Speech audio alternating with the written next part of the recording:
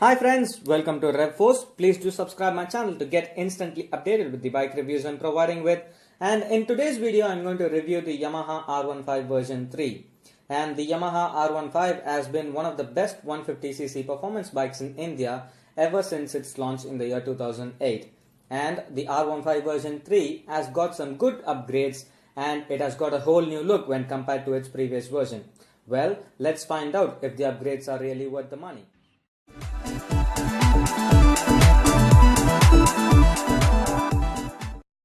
The R15 version 3 has a whole new look when compared to its previous version. The height of the bike has been increased to 1135 mm from 1070 mm.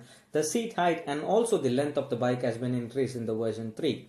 The version 3 has really got some good upgrades in terms of engine displacement, power delivery, a fully digital instrument cluster, the variable valve actuation and an assist and slip clutch. And now let's go ahead and find out what's in store in terms of engine and performance.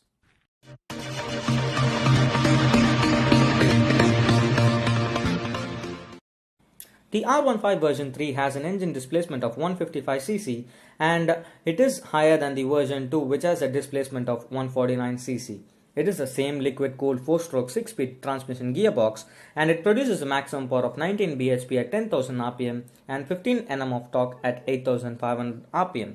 And on the other hand, the version 2 produces a max power of 16.7 bhp at 8,500 rpm and 15 Nm of torque at 7,500 rpm. The torque is almost the same, but the version 3 has an edge over its predecessor due to the variable valve actuation, as the torque power is not compromised even at high speeds. There are some vibrations though when ridden between 7,500 to 8,500 rpm, but those were not seen in the R15 version 2. But the version 3 produces a massive power delivery of 19 bhp and it is in fact the fastest 150cc performance bike.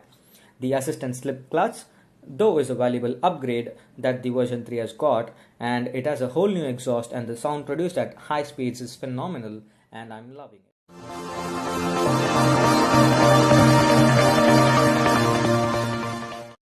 And well friends, now we look at the overall specs of the R15 version 3.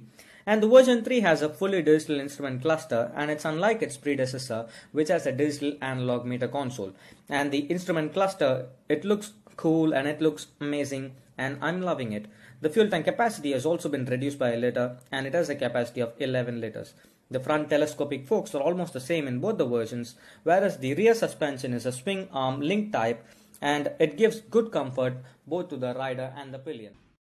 The front disc brake has been increased by 15 mm and it has a 282 mm disc in the front and a 220 mm disc brake which is the same in the R15 version 2. The braking inspires confidence to the rider in the corners and the rear combines well with the front to make the braking a hassle-free experience to the rider.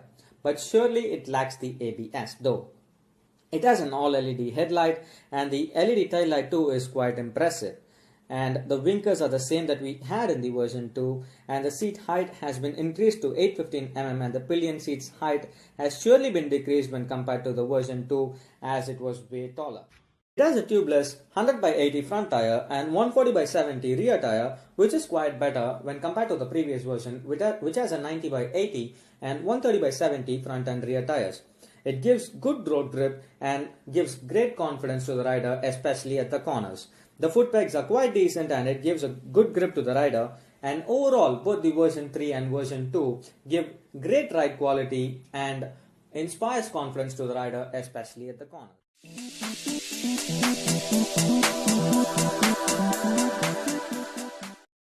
And well friends, now we look at the positives and negatives of the R15 version 3. The version 3 in fact has its own positives and shortcomings, and let's pin it down now. And first up we'll have the positives. It has got a whole new look and a digital instrument cluster. It's really cool and the design of the bike is really amazing. And it has a variable valve actuation where the torque power is not compromised even at high speeds. And the assist and slip clutch, it's really an added advantage to the rider during deceleration. And the larger engine displacement and more power delivery gives the R15 version 3 a perfect fit. And the gear shift indicator, it's really cool and it helps the rider to know when to shift the gears. And now we look at the cons, the negatives, and it surely lacks the ABS. As it's a high performance bike, it surely lacks the ABS on it. The clip-on handlebars though have been placed quite low, and as it tends to produce some backache while riding in traffic, friends. And the power delivery surprisingly tends to reduce when shifted from the 5th to 6th gear, and I was quite surprised to see that in the R15 version 3.